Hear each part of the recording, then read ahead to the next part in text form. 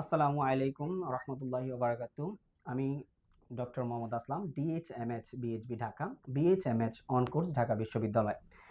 বর্তমানে বিশ্বনন্দিত ক্যান্সার চিকিৎসক অধ্যক্ষ ডক্টর এস এম সারোয়ার স্যারের চেম্বার গণস্বাস্থ্য হোমিওতে এজ এ ক্যান্সার চিকিৎসক হিসাবে নিয়োজিত আছি।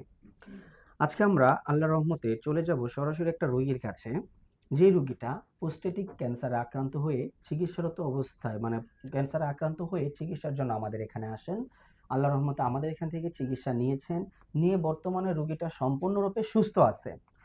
তারই হিস্টোরিটা, তারই গল্পটা আজকে আমরা শুনবো। চলুন চলে যাই আমরা সরাসরি রোগীর কাছে। আসসালামু আলাইকুম। বাজান, কেমন আছেন আপনি? আলহামদুলিল্লাহ। বাজান, আপনার নাম কি? আমার নাম মোহাম্মদ আলমগীর হোসেন। মোহাম্মদ আলমগীর হোসেন। আপনার বাবার নাম? মজিবুল হক। মজিবুল হক। জি। আপনার মায়ের নাম? ফাতেমা বেগম। ফাতেমা বেগম। আপনার বাসা কোথায় বাজান? আমাদের বাড়ি মাতোয়াল। মাতোয়ালে কি আপনারা স্থানীয়? না, স্থানীয় না, আমার বাইরে এখন বাড়ি করছে আসা। মাতোয়ালে এসে বাড়ি করছেন? জি। মাতোয়াল কোন কোন এলাকাতে বা কিভাবে আমরা আপনাকে চিনতে পারি? মাতোয়াল দক্ষিণ পাড়া মুসলিমনগর 0 পয়েন্ট। মাতোয়াল দক্ষিণ পাড়া মুসলিমনগর 0 পয়েন্ট। জি। ওইখানে গিয়ে কি বললে আপনাকে চেনা যাবে? আপনার আমার নাম বললেই হবে, যে আলমগীর সাহেব বাসা কোথায়। আলমগীর সাহেবের বাসা কোথায়? বরাবাড়ি। আচ্ছা বাজান, আপনার বর্তমান বয়স কত চলতেছে? 70 চলতেছে। আচ্ছা, আপনি কি করেন বর্তমানে? কিছুই না, বেকার। বর্তমানে বাসা অবসরপ্রাপ্ত হিসাবে আছেন? জি জি। উনি কি হয় আপনার? আমার ছেলে। আপনার ছেলে। ভাইজান, আপনার নাম? আমার নাম মোহাম্মদ নাজমুল হাসান উজ্জ্বল। মোহাম্মদ নাজমুল হোসেন উজ্জ্বল। ভাইয়া, কোথায় জবে আছেন? আমি একটা ব্যাংকে কর্মরত আছি আর কি। হ্যাঁ, একটা ব্যাংক, বেসরকারি ব্যাংকে বেসরকারি ব্যাংকে কর্মরত আছেন। আচ্ছা, তো আপনার বাবার বিষয়ে আমার মনে হয় আপনি খুব ভালো কথা বলতে পারবেন। আপনার বাবার বিষয়টাতে, উনি বয়স্ক মানুষ, আমি এতটা না করি, আমি আপনার সাথে সরাসরি কথা বলতেছি। আপনার বাবা সর্বপ্রথম কি সমস্যা হয়েছিল ভাই? গত বছর 2025-এ এই বছরের শুরুর দিকে আর কি। তো বাবার ঘন ঘন প্রস্রাব, তারপরে হচ্ছে প্রস্রাবের রাস্তায় কিছুটা জ্বালাপোড়াও হইতো, জি। এবং এর কারণে উনি দেখা গেছে যে রাতের বেলা মাঝে মধ্যে ঘুমের মধ্যে প্রায় ঘুম ভেঙে তারপর উনি ওয়াশরুমে যেতে হইতো কয়েকবার। জি। এট দ্য সেম টাইম ওনার স্বাস্থ্যের যে বর্তমান কন্ডিশন, ঠিক আছে, আস্তে আস্তে ধীরে ধীরে স্বাস্থ্যটা একটু কমতে শুরু করলো, ওজন হ্রাস হইতে শুরু করলো, খাবারে কিছুটা অরুচি ছিল। তো এই বিভিন্ন ধরনের জটিলতা দেখি আমরা। তো উনি যেহেতু ডায়াবেটিস, অনেক আগে থেকে ডায়াবেটিস ছিল না, তো আমরা একটা পর্যায়ে যে সিদ্ধান্ত নিলাম বাসার সবাই, যে আমরা বাংলাদেশের যে বারডেমের হসপিটাল আছে, তো ওখানে যে আমরা যে নিয়মিত যে চিকিৎসাগুলো করাই বা যেখানে পরীক্ষা নিরীক্ষা করে, ওখানে একজন বিশেষজ্ঞ চিকিৎসকের শরণাপন্ন হবো আর কি। তো আমরা সেখানে বিশেষজ্ঞ চিকিৎসকের শরণাপন্ন হয়ে, তো উনি নিয়মিত যে পরীক্ষা নিরীক্ষাগুলো করার পরে উনি দেখলেন যে ওনার ডায়াবেটিসটা কিছুটা বাড়তি, প্লাস হচ্ছে গিয়ে ওনার নরমাল যে সিরাম ক্রিয়েটিন, তারপরে এই টাইপের এগুলো কিছুটা একটু বাড়তি পর্যায়ে আছে।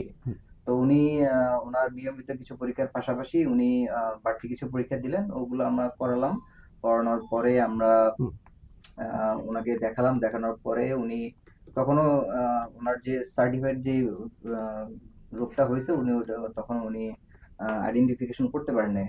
তখন উনি আবার আমাদেরকে রেফার করলেন বারডেমের যে ইউরোলজিস্ট ডিপার্টমেন্টের হেড, তো ওনার কাছে গেলাম আমরা। তো ওনার কাছে যাওয়ার পরে উনি নানান ধরনের পরীক্ষা নিরীক্ষা, অনেক পরীক্ষাই করলেন, অনেক ধরনের পরীক্ষা নিরীক্ষা করার পরে উনি একটা সময় আইডেন্টিফিকেশন করতে পারলেন যে না, আমরা এই ধরনের একটা রোগে আক্রান্ত হয়েছি। কি রোগে আক্রান্ত হয়েছিলেন? সেটা হচ্ছে প্রোস্টেটিক ক্যান্সারে আক্রান্ত হয়েছেন আপনারা। আচ্ছা, তারপর ওনাদের বক্তব্য কি ছিল?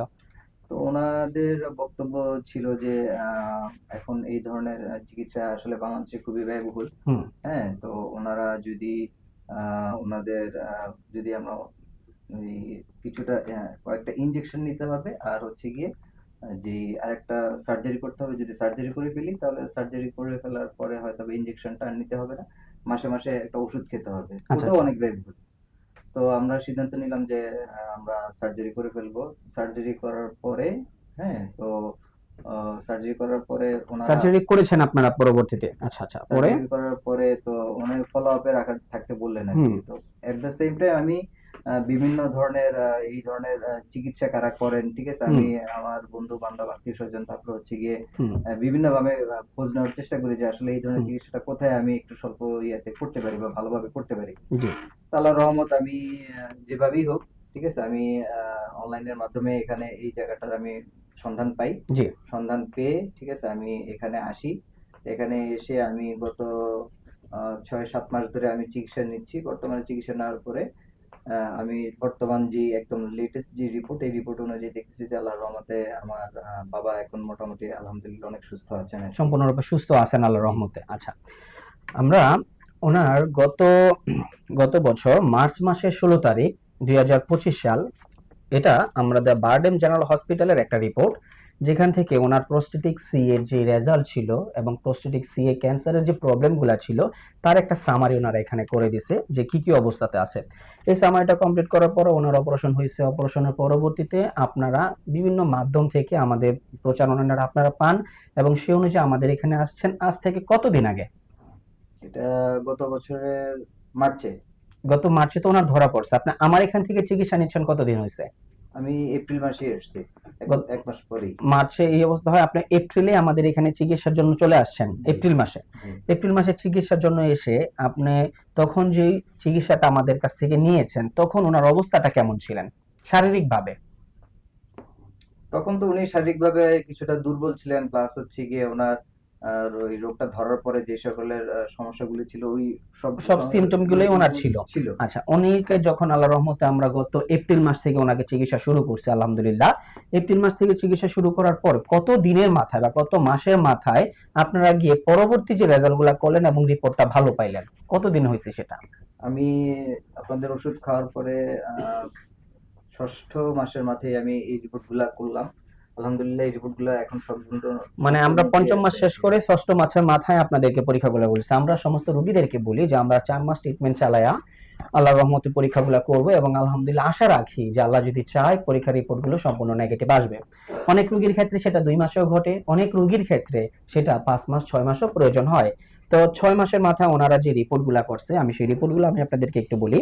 রিপোর্টগুলোতে আলহামদুলিল্লাহ আল্লাহর রহমতে উনি বর্তমানে সম্পূর্ণরূপে ওনার যে ক্যান্সারিয়াস প্রবলেমটা ছিল সেই প্রবলেমটা এখন বর্তমানে নাই। উনি মানসিকভাবে এবং শারীরিকভাবে সম্পূর্ণরূপে আলহামদুলিল্লাহ আল্লাহর রহমতে ভালো আছেন। চলুন রোগীর মুখ থেকে একটু শুনে আছি উনি মানসিকভাবে এবং শারীরিকভাবে বর্তমানে কি অবস্থা আছেন। বাজান, আমি আপনার কাছে আবার একটু আসলাম। আপনি বলেন। আলহামদুলিল্লাহ আল্লাহর রহমতে আমাদের চিকিৎসায় এখন সম্পূর্ণরূপে সুস্থ মনে করতেছেন নিজেকে?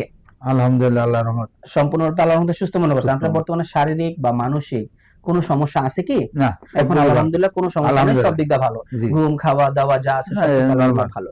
আমাদের চিকিৎসা ব্যবস্থায় আমাদের এখানে আল্লাহর রহমতে স্যারের পক্ষে বা স্যারের বিষয়ে আমাদের চিকিৎসা ব্যবস্থার বিষয়ে বাজান আপনি যদি কিছু বলেন জাতির উদ্দেশ্যে, জাতি শুনুক যে আসলে আপনি কি অবস্থায় ছিলেন, কেমন আছেন, এই একটা বিষয়। আসলে চিকিৎসাটা কিছু লোকের জন্য ব্যয়বহুল আর কিছু জন্য নর্মাল। জি। যাদের আর্থিক অবস্থা ভালো আছে এদের তো আমার সমস্যা না। আর জি। যে চিকিৎসাটা যখন এখন বর্তমান হচ্ছে বাজার হিসেবে ততটা ব্যয়বহুল না, জি কিন্তু রোগটা কঠিন।